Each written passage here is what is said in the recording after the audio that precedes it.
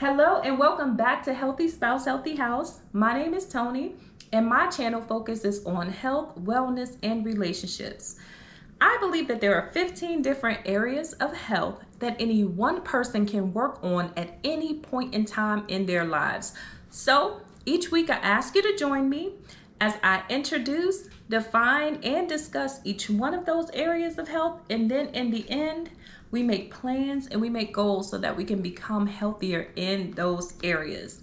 Now, y'all, I am on a health kick, y'all. And I don't know if y'all know what that means, but okay, when I say that I'm on a health kick, y'all, that means that I stay on one area of health for more than 1 week. And that's because I just have so much information that I want to share. I have so much information that it cannot fit into just one video, y'all. So I have to do a second video and sometimes a third video just on that particular topic. And y'all, the topic that I am referring to today is social health. So last week we talked about social health, and we talked about how social health is a term that refers to the ways in which a person creates healthy and positive interpersonal relationships with one another and also with yourself, right? And also, social health is an individual's ability to handle and act appropriately in social or different social conditions. So that's what we talked about last week. And also what we covered in that video was we talked about 7 signs that you are socially healthy. So 7 signs that you look for that you do or maybe other people do that, that tells you that you're socially healthy. And if you're doing those things, keep it up. Keep it up. Clap, clap, clap to you. Tap, tap, tap on the back to you, right? And then we also covered 7 signs that you have poor social health. And if you're doing those things, you want to change those things up because you don't want to be socially unhealthy. You want to be socially healthy. So you want to change those things up if you're exhibiting any of those things or any of those signs, right? So, and lastly in that video we covered tips to improve your social health and wellness. And if you want to know anything else or any more, if you want to hear or see anything else about that, you can watch my video titled Social Health Info and Advice, right? So we covered that last week, but in this video this week, I want to cover 2 topics. We're still talking about social health, y'all. We're still on our social health kick. And in this video, I wanted to discuss 2 things. And that is how other areas of health directly affects your social health. Like we've talked about that previously, how so many different areas of health are interconnected with each other, right? We talked about that and how one can directly or indirectly affect other areas of health. Well, your social health is one of those areas of health where if you're unhealthy in other areas, it can directly have a domino effect on your social health immediately. It's like an immediate thing, kind of like what I was talking about when I was talking about the connection of your mental and your emotional health. Your social health is connected to so many different and so many other areas of health.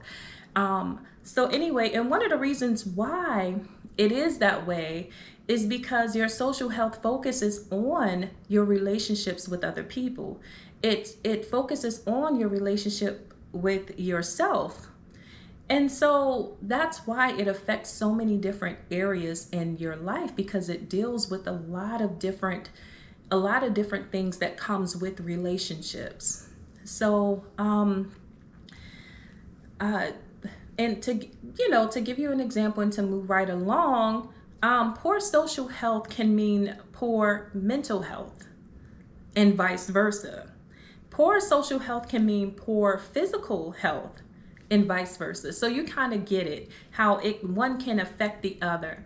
And to also kind of help you understand, I wanted to share just a few examples of that from my own life so you kind of get it, So in talking about these few examples, we can talk about the time where my anxiety and my depression was in full effect. And during that time, y'all, I thought, that it was near impossible, for me to overcome the, anxiety and depression. And one of the reasons why I thought it was near impossible, y'all, is because I had these constant thoughts that kept coming, kept coming, kept coming. They were these constant negative thoughts, and that were just invading my mind on a regular basis, and they just kept coming. And I was like, oh my gosh, to the point where I would just get tired of just the thoughts that I would have, right? And it's like, it was thoughts on like just me being inadequate, me being unworthy, me feeling broken. And I'd spent a lot of time comparing myself to others that seemed like they had it all together, right? Like, why can't I be more like this person, or why can't I be more like that person? They seem to have, things all together. So if I'm having thoughts like that about myself, right? And if I'm going through these things, just imagine how I'm presenting myself to the world, right? That wasn't good. So my mental health was greatly affecting my social health in a negative way. Or, we can also talk about how me not being financially healthy, and how, whether it was, I didn't have the means or the money to do things that I enjoyed, or